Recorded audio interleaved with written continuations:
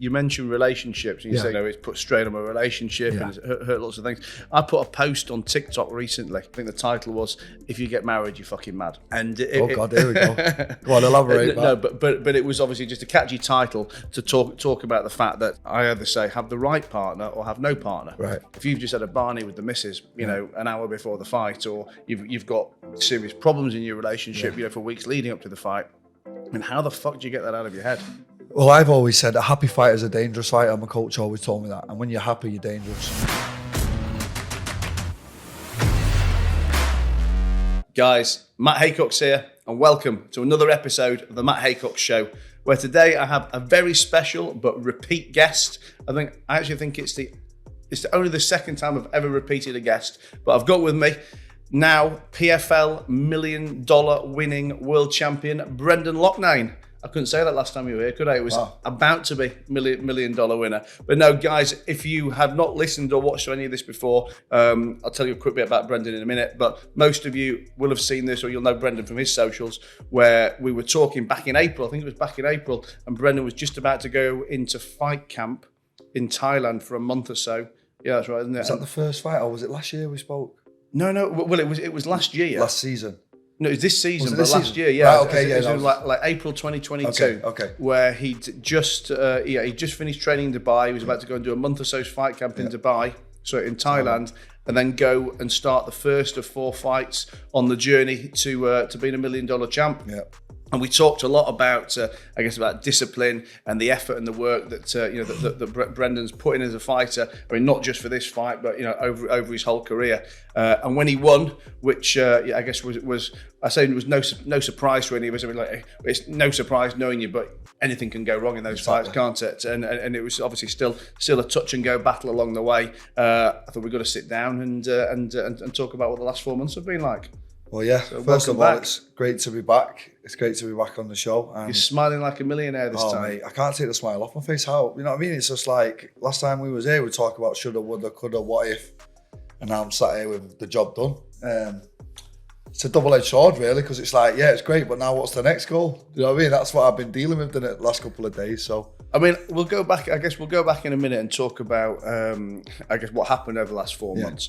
But I mean, question for me. When you won that mill and when you won that fight, because obviously it's something you've been working towards your whole life. I mean, was there any anticlimax in any way? And I'll set the scene with that, because I always talk about it from a business perspective, where people are always, let's say, striving for material things. It's like, I want the Ferrari, I want this, I want the other. And I know myself from having had these things that as soon as you get them, you actually don't give a fuck.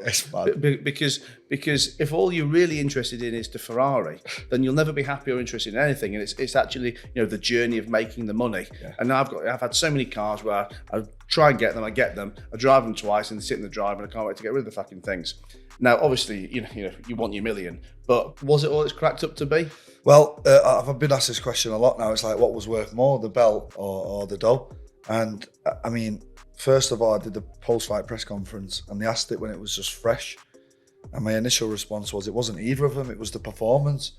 Like, as a martial artist, because that's what I am, to the core, it was like the money didn't matter, the belt didn't matter at that moment. What actually mattered was I managed to negate one of the best wrestlers in America and show the world how great my skills are, rather than the reward that came with it, the belt. Obviously, down the line now, I was talking just before, I'm about to go and close on my dream property, and the stuff that's come with the money has obviously been extra special. So it's balancing out now. First of all, it was a performance, then it was putting my legacy in Manchester as the only guy to ever do it, and now it's spending the money and investing it wisely. And I wouldn't say moving on to the next phase of my life, because I'm not done with fighting, but certainly looking at the other side of it now. So I guess, in a different world, you're saying the same as what I'm saying. Obviously the money was important because you want it for your stability, for your family, for your for your future and stuff. But that's setting you up. Whether it's fighting to go back to, or whether it's something else, you're ready for the next challenge. Yeah, no, listen, I've got a mind coach. I want to shout out Bruce here, because we worked for the last 2 fights, and they were the 2 best performances of my career, and he really helped me with my mindset. And I think it's was 6 weeks post-fight now, and I have been dealing with a bit of like it's been an anticlimax now. It went from the highest highs to what next. So we actually had a discussion a couple of days ago, and he was like, I've been waiting for this call, he said. I knew he was going to call me about this, because I'm like, well, didn't fill the gap. You know what I mean? So he said, here's what we're going to do. We're going to sit down, we're going to write 10 more things down, and we're going to start attacking them, because it is the pursuit, mate. And this is me saying it after just winning it. So imagine, like, I remember when Tyson Fury won all the belts and won everything there was to win, and then went into a 3-year depression, and I couldn't get him off the couch, and he was drinking every day. I thought, what is he doing? Do you know what I mean? Like, he's just got everything he wanted, but I felt a bit of what he actually felt like. You get there, they pass you this big piece of gold, they pass you this check, and you just automatically look the other way and go, what now? So that's kind of what I'm on now. I'm ready to go again now, whatever it may be. Well, look, before we talk about what you're going to do next, then let's rewind back to April, May. So you just seen me. I think we filmed that podcast where you missed a roast because you weren't allowed to eat, and you were getting grumpy bringing around the smell of Yorkshire puddings. And then you went off to Thailand. So I guess, we don't need blow by blow over the 5 or 6 months, but just talk me through some of the things that really stick in your mind about getting ready for training, problems that happened along the way, because you had a couple of injuries as well, didn't you? So let's rewind back to that podcast. I actually did this tournament last year, for the people that don't know, and I come up short in the semi-final. I broke my hand in the second fight of the season, and then had to fight with the broken hand in the third fight, which is insane. And then I lost to this undefeated Russian guy. No shame in that, he's a great fighter. And then I had to lick my wounds, go back to the drawing board and start again, and that's when we did the podcast. And now, fast forward another year, it was terrifying me, thinking, I have to do that again. It's 4 fights, it's 7 months, it's a marathon, it's not a sprint. And first fight of the season, I fought this Japanese guy, he's relatively unknown but very dangerous, and had a great training camp. And then 12 days out, last training session before I left, I tore my MCL, freak accident in the gym. It was a grade 2 tear, and realistically I shouldn't have fought, but it was like PFL said, if you miss this fight, you're out the whole tournament. And I'd have had to wait till next year again. Do you tell people about these injuries, or do you have to keep it to yourself at the time? Super secret. Like, this had to be kept well under wraps. I actually remember, you were back in town for about 2 or 3 days, and me and you went on. We were cycling next to each other on the bicycles, and someone was taking a video of us, and you had all your leg taped up, and you're like, we can't post a video because I don't want anyone to know I've got a bad leg. Yeah, literally. Because the other fighter would just take advantage of it. He'd just kick it, and then what would I do? You know what I mean? So what we actually did was, this is the first time I've told this story as well. People don't really know this. And then I came back to Dubai to get the proper treatment, because in Thailand the physio was no good, and I got Daniele and the boys here. So I came back, and then they was helping me out with it. And then I flew to the States, and then there was a really good doctor over there, Camille. She treated me every day for 10 days. But really, there's nothing you can do. Time's the only thing that can heal an MCL. She actually came to the fight and taped it all up for me. It was like cement. She taped it that hard. Basically, my knee was just stuck. I couldn't bend, and it was just stuck like this. So I got it at this angle, like that, and then just got cemented like that. So if you see the fight, I was just hobbling along in the fight, really. And really? Yeah, it was that bad. And then, managed to get the win in that one. And then, it was one of them seasons, mate, where if it could go wrong, it went wrong, up until it didn't. So your first fight was in America. Yeah. Your second fight was also in America. Texas. Then I came to the third one in England. Tell me about your experience, mate, of your first MMA fight where you know someone. So I'm trying. So have I ever been to an MMA fight before? You had your own show? Oh fuck! Of course. Fucking hell. Yeah, I did. That's a story for another day. I think I've probably been to a couple of UFC type fights in Vegas, but I've never. I mean, obviously they're kind of interesting to watch for me, but never can you get like emotionally attached. Yeah. But I mean, that's just me about sports in general. Like, I guess you see you normal football fans and everyone going crazy, and it just doesn't really interest me. But I was obviously super excited. It was in England. Yeah. you were fighting. It was, and then not only was it you, I feel like I've been so long on the journey with you. Exactly. We'd lived together for a few months, yeah. And I knew how much the money meant. Obviously, your family, your missus, Exactly. and everything like that. So I was very, very invested, and I stuck 10 grand on the fight. Lovely. So, lovely. And it was 3-1, wasn't it? What did you get it at? Just shy of that. I think I got two and a half. Brilliant. What a night. So I was super excited, super invested. And yeah, I mean, like I can't explain how excited I was, but more excited for you. Yeah. Obviously we talk about the money and stuff. I wasn't bothered for the money. I wasn't bothered for that. I wanted you. I was going to be so disappointed for you because I know how much work you put in. But I have to say, I think I said it to you at the time as well. Your other opponent, because normally you look at other people, I hate on that guy. This is Brendan's my guy, but I'm thinking, fucking hell, if I didn't know Brendan, if I was ever going to support anyone in the PFL, that Chris Wade. Do you like it? Yeah. I just think. I mean, I feel bad saying it now. Go on, no. Go on. He was like such a good-looking cunt as well, wasn't he? I mean, fucking hell. He walks out. He looks like he's walked out of Top Gun or something. Yeah, he does, doesn't he? I mean, he doesn't look like he's ever had a hit or a slap on him. His face is in perfect position. He's nice, he's talkative, he's chatty, and he looked for quite a bit of the fight as well. He made it look quite easy. Yeah. And he's obviously fighting another country where the entire room was against him. I mean, the entire room. Bad was it? And then you and him had also had a bit of verbal sparring before it started. So I'm thinking, it's impossible to hate on the guy, but I've got to hate on him. I'm here. I'm here for Brendan. And then obviously when you won, it was obviously it was amazing. And then again, he was so graceful or whatever the word was about that. But no, I mean, just unbelievable experience to be there. But I think it made it probably even more, or rather even less interesting to go and watch another fight that someone else is in, because it just can't even compare for atmosphere and environment. Well, that fight in particular was probably the biggest fight of my career, Chris Wade, because he was the favourite to win the whole thing. And Chris Wade's a very, very, very, very dangerous fighter.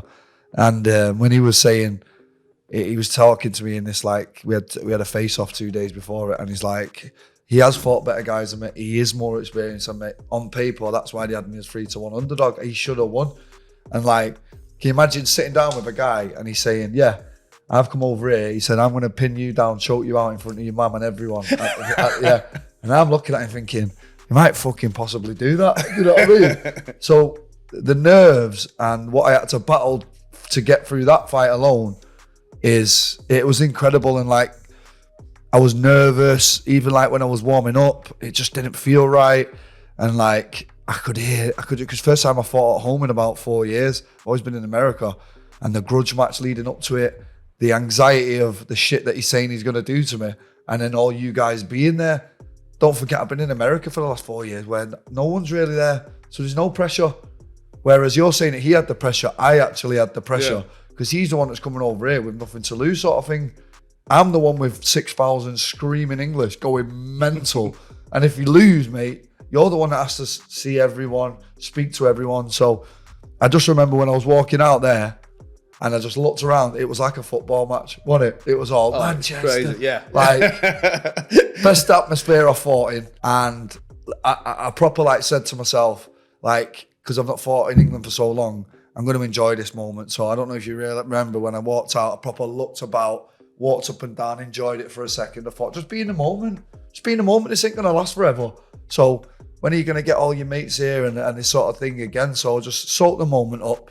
And once the fight got started, I was just, I was in the zone. He gave me a good head kick in the first round, nearly knocked me out. I think that woke me up. And then once I started getting in my rhythm and I started taking control of the fight, it was just one of the most memorable moments of my career. Well, it's funny you talk about being pinned down, because you've just made me remember something from the fight as well, which as a non-fighter or certainly like a non-wrestler, understand that. Me and my mate who'd come to watch were like, oh my God, the fight's over. I remember the head kick, and about, 45, 50 seconds into the first round, he got you on the floor and he was on top of you. Yeah. And I look at that position and think, if anyone got on top of me in that position, even if they're half my weight, I'm never, ever getting up. Yeah. You know, never mind a professional fighter being pinning me down in that position, and whilst I'm pinning me down, punching me in the head and kicking me at the same time. So we're looking and thinking, oh my God, the fucking fight's over. But then, I mean, it lasted about a minute. I mean, it probably felt like 10 minutes to you, but it really was about a minute of. And I remember describing this to people after the fight back home, saying, "What happened?" I was like, "Oh fucking hell!" There was this horrible bit in the first the first minute. But I said, like, Brendan just started to do like weird shit with his legs, or like a centimetre here, an inch there, and then just somehow he's got 2 foot of distance, punched him in the face to give him enough time to get back. And I mean, do you remember what I'm talking about? Clearly. So what happened was he hit me with a head kick, but I trained that hard for that fight that I knew, like, I was so well prepared. There was no injuries for that one. And I was just really, really well prepared. I was tuned in, I was dialed in. And we knew he was a wrestler, and we knew that he just wanted to hold me on the floor. He didn't want to engage in striking. We knew he was just going to try and pin me down and look for a choke. So once he head kicked me, I actually pulled him to the ground because I was hurt. When I watched the fight back, what actually happened was when he kicked me in the head, I've grabbed him and then pulled him to the floor, because I must have been dazed. I don't really remember what happened because the kick must have hurt me that much. But once I pulled him to the floor, the reason I did that is I must have been hurt, and I thought if he hits me one more time, I might just go out. So instead of that, I just grabbed him to try and keep myself up, and then pulled him down to kind of have a little rest and a reset. And then once I kind of got my senses on the floor, like, okay, I know where I am. Right, sweet. Let's work on getting up now. And that's all we did for 8 weeks. Get up, get up, get up. When you're pinned down, I mean, obviously, I know you know what you're doing, but do you feel on the back foot when you're pinned down, or does it not even phase you? I mean, you must feel the underdog. Surely, if someone's on top of you, you must feel. Well, I think that my original gym that I first ever started at when I was 16, we did a lot of positional stuff starting there, and I just become a springboard and getting up, and it doesn't faze me going there now. I'm really composed, and I'm really good at dodging the punches from the bottom as well. Like, I know when they posture up, there's only certain angles that they can hit you from. So I'm pretty good at doing it. And I know once they posture up to hit me, I can get up. So, mate, if I went into the intricacies, we'd be here all day. But as soon as he postured up to hit me, I was springboard up. And once I got up, I knew I could get up then, because last year I fought that Russian and I couldn't get up. He had me pinned, and he just felt like felt like this table was on top of me. So once I got up the first time, I knew that if I go there again, I know I can keep getting up, and my confidence started growing. Then once I started landing, I knew the fight was done like mid-first round, really. Yeah. Well, let's jump onto the final then. Yeah. So, I mean, how confident were you going into the final? Never had a doubt in my mind at any point that I was going to lose that fight. Yeah. Most confident I've ever been for anything. Well, for any fight? Ever. Like, the level of confidence I had was scary. It was scaring me because, it's Madison Square Garden. I'm fighting this guy in his country. And again, the bookies had it very even. And he's this great wrestler. He's one of the best wrestlers in America. He's got more accolades than anyone else in MMA for wrestling. And I'm like, and then we're drilling, like, getting up with my wrestling coach, getting up. And my wrestling coach obviously knows this, Bubba, because he's so famous at wrestling. And he's panicking, my wrestling coach, like, telling me, right, I just looked at him and went, he's not going to take me down once. I said, don't worry about me getting up, because he's not going to even take me down. And my confidence was just, it was shining through. And like, I remember like walking over to the arena and just thinking, there wasn't even a butterfly, there wasn't anything. And I walked in, I was warming up, and I started to get nervous that I wasn't nervous. So I was saying to my coach, why am I not getting nervous? And then it was almost just like, this is meant to be, it's my moment. And it was a bizarre feeling. It worried me, but now I look back, I just feel like I was that uber confident. I'd been through that much to get there. And I said to him on 2 days before, you have to look him in the eye and talk. And I literally said to Bubba, I said, I'm willing to die in there tomorrow night. You know what I mean? I said, like, it's either get this mill or take me out on a body bag. And I know you're not willing to go there. He's like, I am. But I looked at his eye and he just wasn't. So I thought, right, well, we'll see, won't we? I said, I'm going to take you to the later rounds and I'm going to drown you in deep waters because you don't want it like I want it. And it's exactly what happened. I presume you guys saw each other when the fight had finished. Yeah, great guy as well, but I wish it was someone else because I actually really like him, And there was a moment at the end of the fight where you get looked at by the doctor straight after, and he was in a really, really bad way. Like, they're asking him what day it was, he didn't know. And then he's got 3 kids, and all these 3 kids come walking in.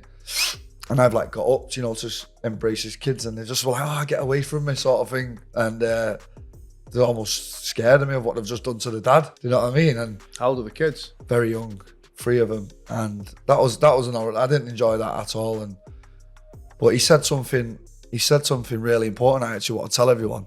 I met up with him 3 weeks later after the fight, and we was talking about that moment, you know, because he was sweet now, and we was talking, and he said, mate, that broke my heart, you know, like your 3 kids coming in, and the losing purse was 50k, mate. The winner was getting $1 million, and the loser was getting 50k. So it is all or nothing, basically, innit? And when the 3 kids come in, and he said, you know what, Bren? He went, I'm glad it happened like that. I said, what do you mean? He said, because they're just used to daddy winning all the time. I'm glad they got to see the other side of it, and you know, you can't always win in life, and that'll stick with me forever. That advice, mate, really will. So, I guess you've had a bit of time off now.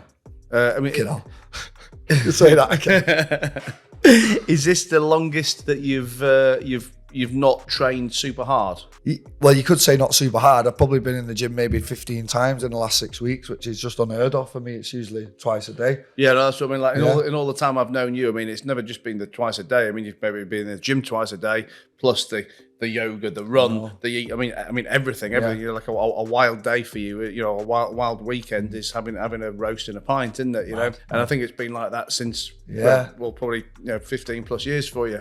Yeah. Did you adjust to it, or did you start to get bored? No. Yeah. Nah, mate, I'm fucking loving it. Imagine like starving yourself for as long as I have and wanting something as long as you have and then getting it, and like I'm really enjoying being free for a bit. And I know PFL keep ringing me about next season, mate, but they can fuck off.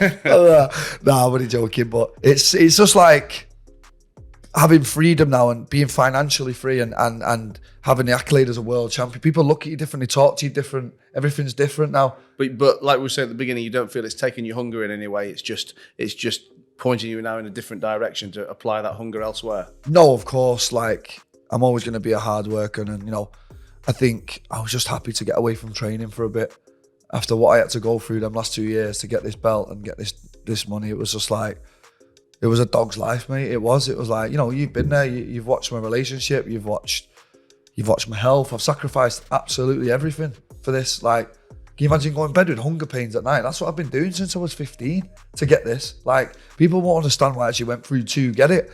And like, now that it's done, like, even just to be able to have a beer when I want, or go to a restaurant and I eat anything on the menu, how weird does that sound? But that's like a proper treat to me. And like, the thought of going back to the slave life, I call it, it's not, but it is at the same time. It's like, it's a 24 hours a day, 7-day job. The thought of going back there, mate, it's a scary thing. It is, because the silk sheets are out now, aren't they, Matt? What do you do then? You mentioned relationships, and you say, you know, it's put strain on my relationship and it's hurt lots of things. I put a post on TikTok recently, which has been one of my most engaged posts for a while, where it was basically talking around. I think the title was, "If you get married, you're fucking mad." And there we go. Go on, elaborate. No, but it was obviously just a catchy title to talk about the fact that I believe in business, that you can't be successful in business. I either say have the right partner or have no partner. Right. And it was very much talking about how, you know, I see so many businessmen or business ladies who are married and or in a serious relationship where that person causes them so much distraction and so much like difficulties within the business, whether it's getting involved in things they shouldn't be getting involved in, or just baffling their head so fucking much at home that by the time they get to work, you know, they can't get anything done. And I mean, I was going to say, what's it like in professional sport? Obviously, it's the same, and if anything, it must be much worse because you've got you can never really step back from the pressure. At least in business, if you're having a bad day in the office, you can take a walk around the block, you know, have a drink, whatever you need to do. But you know, if you've just had a Barney with the missus, you know, an hour before the fight, or you've got serious problems in your relationship, you know, for weeks leading up to the fight, and how the fuck do you get that out of your head? Well, I've always said a happy fighter is a dangerous fighter. My coach always told me that. And when you're happy, you're dangerous, because, well, I'll go back to what my mind coach told me as well. And, you know, I want to get some good clips of this for Bruce, because he's really helped me in his camp. And he made me list 10 things to what's Brendan's perfect fight camp look like. what needs to be in order for Brendan to be the best version of himself. So we wrote it down, and it was the usual, no barneys with the misses. It was, the diet's right. It was, are you getting 8 hours of sleep? It was, the correct sparring partners, the correct coaching, the correct game plan. And we listed it all down. And it's the first time I've actually wrote it down in a camp, like what makes Brendan tick. But yeah, I mean, I've had barneys, mate, and then just not slept, not ate, not gone to sparring properly, had my head punched in. And like, if everything is not in order when you're a fighter, I mean, honestly, mate, I've been in this game my whole life from 15 years old, and I've just seen so many fighters just lose. Got all the talent and all the skill in the world, but they can't get it together outside the gym. I tell people that training's 10% of your day. What are you doing with the other 90? A lot of them will just train, they'll be great in the gym. They'll eat a McDonald's burger, they'll go and argue with the bird, then everything else is out of order. So touching on the point with what you're saying there, for that last tournament, mate, when I say everything was in order, like I had an alarm on my phone for when I was going to sleep. I made sure I had X amount of litres a day. I made sure I was meditating. I was visioning the fight. I was correct sparring. I even brought southpaws in because the guy was a southpaw. I ticked every single box. So I knew once the cage door closed on that night that, if I lost, I couldn't have done any more. Could you imagine losing knowing that you could have done more? And I thought, I'll never ever live with myself. So maybe that's where the supreme confidence come from on the night, because it was supreme. It wasn't just like, could lose this. There was absolutely no doubt. And I think it was ticking all them boxes. It's very good. I interviewed a guy on this podcast recently, a completely different topic, but he's an author who's interviewed hundreds and hundreds and hundreds of CEOs and founders of businesses. Right. And obviously in that, he's had a whole mix of people from billionaires to multimillionaires to millionaires and less. And I was asking him what kind of character traits do you see within the billionaires, or what was setting the billionaires away from the millionaires? And I guess maybe I'm trying to see a parallel here between like good fighters and like the world-class fighters. And he said the billionaires all have some sense of delusion, and that that they really believe that they can go and make those billions against any odds. They can come up with an idea that no one else believes in, that they've got to go and raise funds that everyone says is impossible to raise, but they don't think that what they're doing is a hard task. They think there's no way in the world that they will have anything that stops them from achieving that, and for them it's like a dead certain. It was just making me think about that when you were just saying what you were saying there, that you were going to win that fight. There was nothing that was going to stop you winning it. Yeah, well, I was very nervous for the semi-final because of the added pressure of everyone being there. But once I got past that pressure and I dealt with it and I had the performance that I did, it was the mind coach, it was the fact that the training camp went well. It didn't go perfect. 11 days out before the final, I don't know if you know, I snapped my toe in half, my second toe along. And not only did I snap it, it was pointing at 3 o'clock. It just was facing that way. In training? Yeah, my last spar, I kicked this guy, he blocked it with his elbow and it just snapped my toe. Yeah, and then... It's always the last one though, isn't it? It was the last one that you bust your knee. Do you know why it's the last one? Because I cut so much weight for a fight that by the 10 days out, I'm very, very malnourished at that point. And all my bones go weak, everything goes weak because, well, right now I'm probably about 78 kilo, I fight at 66. So by that point, I'm probably 71, 72 kilo. My body's not designed to be anywhere near there. So it can't absorb the blows that it would like now. So yeah, it kicked it, broke. And I just looked down at it, mate, and I just thought, fuck off. Why now? And then a very funny story. You won't believe this. This is another mad thing.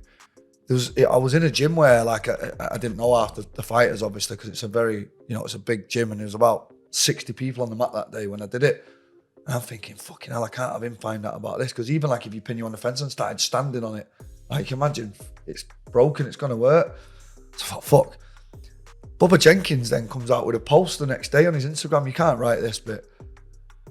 Put a video of me on training, not that session, but or in a fight, and put a mad little meme song behind it. Did one of them, and like it was, the quote was, "Told the line, summit." I've gone, who the fuck has told him I broke this toe? And I swore blind. I was looking at everyone in the gym, eyeing them up, and I swear someone had told him.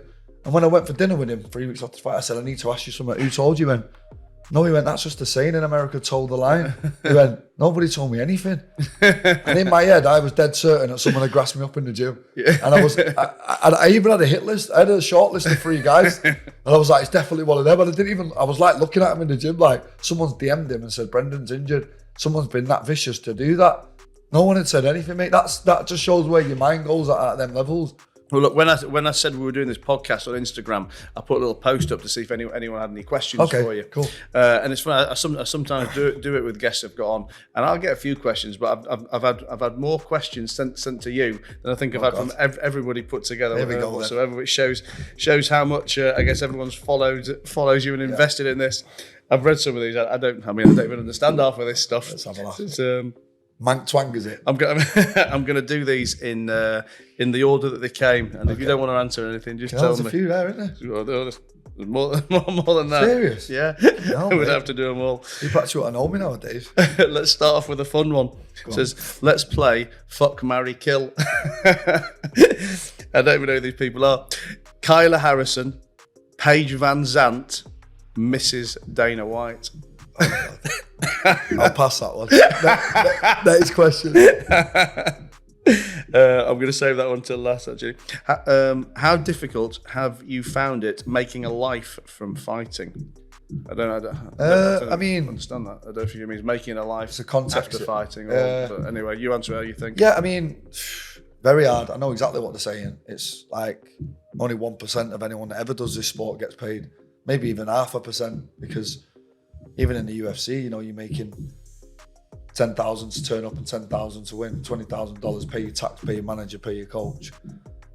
What are you coming out with? 3-4 grand? What if you've got kids? Do you know what I mean? So I know exactly what they're saying there. So yeah, it's been very difficult, but I'm very thankful to PFL for changing my life. But I think what people don't appreciate as well, though, is that's the same at the top of every game. Yeah. And people always see, the ones at the top of the game or the ones doing very well and think, I want to do that because I want that money, whether it's fighting, football, acting, business, whatever. Yeah. Whatever game you're doing, the people at the best have put in years and years and years of graft and years and years and years of sacrifice. And, okay, there's always a lucky person in business, like there's a particularly talented footballer who's probably trained less than everybody else, or maybe a fighter who gets, but they're the freaks, and they're really the lottery winners in anything, aren't they? But the reality is, to make a life out of anything is a tough gig. True.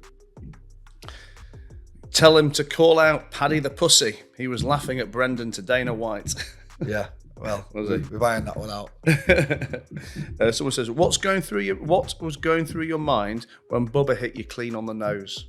Nothing, mate. I was loving it. I was that in the moment. Well, I was going to say you probably hits you on the nose so many times. It just goes unnoticeable, doesn't it? Well, this is an interesting one. Is 24 too late to start MMA with no martial arts background? Good question. I mean, it's going to be very difficult from that age. I was 15, 16, and I know guys that are 21 that have had 40 fights now. Mohamed Makayev. So, yeah, it's going to be difficult. Nothing's impossible. Obviously, you get anomalies in anything, but it's going to be difficult. Treadmill, road, or track? What's your favourite? Track. Yeah. That was quick. Yeah, track. It's not my favourite. I hate it, but it's the best. I like the treadmill because at least it keeps me going when I can't be arsed. When you're road running or jogging on the street, I just think, I'll have a little walk now. But at least when the treadmill's ticking over, it stops me doing it. You probably a bit more disciplined. It says, is Darren Till still insane off camera? And where does he rank among the strikers that you've sparred? Oh, good question. No, he's not very insane. No, he's just one of the boys. He's a family man. He's got 4 kids. He's a great lad. In terms of guys that have sparred, Darren's probably one of the most talented fighters I've ever seen in this game. And we're going back to Thailand together in a couple of days, and I'm looking forward to being there with him. And the one I've saved till last because it's something we've been talking about. Yeah. It says, I'll say their words. Are you investing now? What with fighting being such a short career? Well, yeah, that's what we're talking about now, isn't it, Matt? Yeah. Made some good investments. Just bought a property here. Going to be investing some of yourself, moving the money around, and I feel like I've got good people around me. I mean, if I'd have earned this money and not known people like yourselves and been in Manchester, I think it would have been a lot more difficult. But I feel like being in Dubai, you're around successful, motivated, hungry people that have been there where you are, and they know how to help you in this position. So I feel like the circle that I'm in is a very positive one, and I think that even though it's a mill, I think it can be turned over quite well with the information that I'm getting. Well, I think the thing I'll say on this is I feel I can finally chip in on something, because hosting a fighting conversation isn't really my forte. But what we've talked about, and I think what applies to it, to anyone from sport or who gets a lump outside the money, a lump of money outside their core business, like I was saying to you, is the two main things are protecting the capital and generating income. And everybody gets a lump of money. Well, I mean, everyone gets a lump of money, but anyone who gets a lump of money, it's always like, right, I've got to go and stick 200 grand into Bitcoin. I've got to go and put 500 grand into this scheme. And it's all the Ponzi's. Yeah, either Ponzi's or just insane levels of risk that are very inappropriate. Got it. And a million's a lot of money, and it's also not a lot of money when you say you're 34, 33 years old, and you've got to get through the rest of your life with it. And so first of all, you've got to make sure you don't lose it, and secondly, just people really, I guess, underestimate the power of the income. And I think what we talked about with you, especially still having another couple of years fighting in you, is about not doing anything stupid with that money, to protect it and get a nice level of return. Not looking for doubling it next year or tripling it up with some crazy Bitcoin or crypto that could make it go to nothing. But go and get a 7, 8, 9, 10, 11% return off that. Get 50, 80, 100 grand a year, nice solid income. Where your capital's protected, and where it's paying all your bills, it's taking all the pressure off you. Because ultimately that's what having money's about. Reducing pressure, providing freedom, and then allowing you the flexibility to go back to fight, then try and earn another big lump of money. Because again, your skill, and it's not doing you any disrespect, your skill is not making money from finance. Your skill is making money from fighting. So the big mistake people typically in your position make is to go out and do wild shit with the money. Buy Ferraris either buy Ferraris or invest it in stuff that they just don't understand, or let people who shouldn't be anywhere near the money do it, and go and just go and nail the lots. You can be in a fantastic position now, house paid for, nice income coming in, and giving you the headspace to go and earn another mil next year, another couple of mil over the next few years. And all of a sudden, in another 2 years' time, the difference between having a mil and say having 4 mil is night and day, black and white. And then they say it's easy from here, Matt. Is it true? Once you get the first one?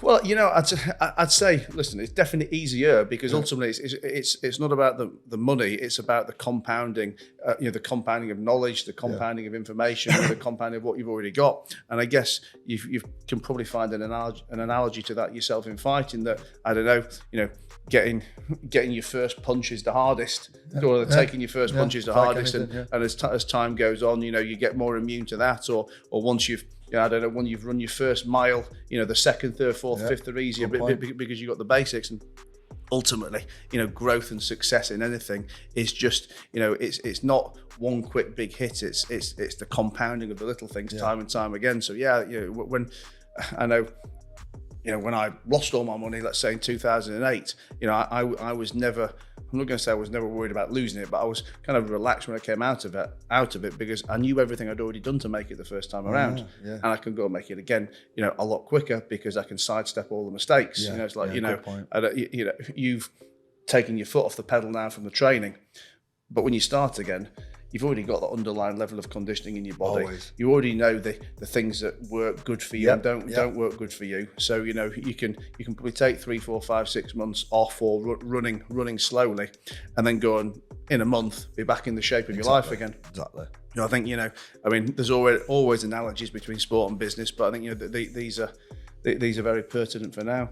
Yeah, I mean, well, touching on what you're saying there, like, I actually think that this time now I've really valued and appreciated it, because anything I was dealing with, like emotionally, financially, or anything, had to go to the back burner from January. So I feel like it was an emotional, like, complete release once the fight had done. And I dropped to my knees and I was crying, mate, because it wasn't so much the money on the belt. It was like, thank God that. Well, it's just that release of emotion, isn't it? Like, that weight of, I am a world champion now, I have got it, but furthermore than that, like the expectation that was on me to win it and the pressure and all that was just like lifted. And I literally fell to the floor because I was like, thank God. And like this 6 weeks that I've had now, been having conversation with yourself, with Scott, networking, meeting with people, and I've enjoyed it because I've not had to think, well, what time am I in the gym? You know, that always came first. And now it was good to debrief and meet you guys, invest some, buy the property, really go around and look at properties and enjoy myself. Like, I've got gym in an hour. That was always the first thing. So now that that's out the way, and I've just said I've got the property now, moving the money around, and now it's time to, you know, the days are coming. I can see them ticking towards the next fight, and I'll be on the plane to Thailand, you know, as soon as I get the keys for this. And it's back to the grind. It's scary. Scaring the life out of me thinking of it, but ultimately I love it, and that is where the lumps come from, and the lumps are going to be important down the line. I mean, do you have one specific goal for what's going to happen in the next year or two of your career? I mean, I guess, you know, money aside, you know, winning that title for the PFL. I mean, it was quite a, I don't know what's the word. You know, I mean, quite an individual and unique goal, isn't it? But I mean, you know. Are there any individual fights you want to have that are particular targets? You know, any particular opponents? I mean, what's the next level of up the ladder of success for you? Well, again, we're 6 weeks on. I've not really got to that bit yet because of the whirlwind that I've been in and enjoying life and freedom. Now it's the pen and paper's out now. The mind coach is back on the Zoom, and it's what's next because. And another good friend of mine, Bugsy Malone, I spent quite a lot of time with him over the last few days. He actually, I don't know him, but he's friends with my accountant, and I was on a boat in Monaco, and he was in a hot tub. So when I got into the hot tub with him, I said, "Oh, so your accountant's my accountant." Right? Oh, yeah. Random. Anyway, very random. But sorry. He actually gave me the best advice I've ever had in my life. When anyone says, "What's the best advice you ever had?" He gave me this about 4 years ago, and he said, no, actually, probably a bit more than that. But he said, get that good at your craft that people have to pay a fortune to see it. And that was the one that stuck with me the most, because back then I was probably earning $5,000 a fight. And then when I seen him the other day and we were chatting about it, I said, fucking hell, that stuck with me. And then he also said to me, his other bit of advice, what really stuck with me was, you're doing all this hard work all day, but you're not manifesting anything. You got nothing written down that you actually want. What do you actually want? And I didn't know. From that moment, I printed off pictures of the belts. I changed it to the screensaver on my phone. I posted that belt and the check all around my house. It was everywhere. And I started manifesting from that moment. Then when I seen him the other day, we was chatting again, he went, you're at a scary point now. Now you're at the transition. Now you're there where the first bit I told you, now it's time to go to the next level. But it's not an easy transition. You're going to go through a lot of hardships now. So I feel like he's guiding me because he's been there, you know.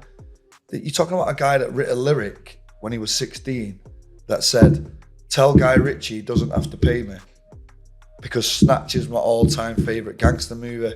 He manifested being in a Guy Ritchie film from 16, mate, selling weed on the estate. Come on, mate. Like, it's just out of this world what he's done. So, he's guiding me in the right direction. And, you know, being with him the other day was like, fucking hell. And, you know, going for dinner again tonight. I'm just trying to be around people like yourselves and trying to move to the next level now because, yeah, I'm a world champion now and yeah, but what's next? I'm ready for this. Something scary. It needs to be something, fucking hell, that one took me 16 years. So, give me something else that's going to take that long because it is the pleasure in the pursuit, as they say, because once you do reach it, it's an empty feeling, it is. Now it's time for the next one. The pen and paper's out, and when I get them, you know, I'll let you know what they are. Well, listen, whatever the next step is, I'm sure I'll be there to watch it. Yeah. And it's been an exciting journey in the couple of years I've known you, and I'm looking forward to the next couple of years ahead. So thanks again for being here, buddy. Looking forward to round number 3. Yes, let's go. Round number 3 of podcast. I wonder what it is. To be a billionaire podcast. Round number 3, hopefully. Guys, I hope you've enjoyed listening to that. I know I always love talking to Brendan, both on and off camera. As always, if you've listened to this on the audio version, you can go over to YouTube and check out the videos there. If you're watching this as a video, you can always Get rid of my face and listen to the audio on iTunes, Spotify, wherever you listen to your podcasts. And make sure you like, subscribe, and follow me on all things social. I'm the Matt Haycox. That's TheMattHaycox. And I'll see you in a future episode of The Matt Haycox Show.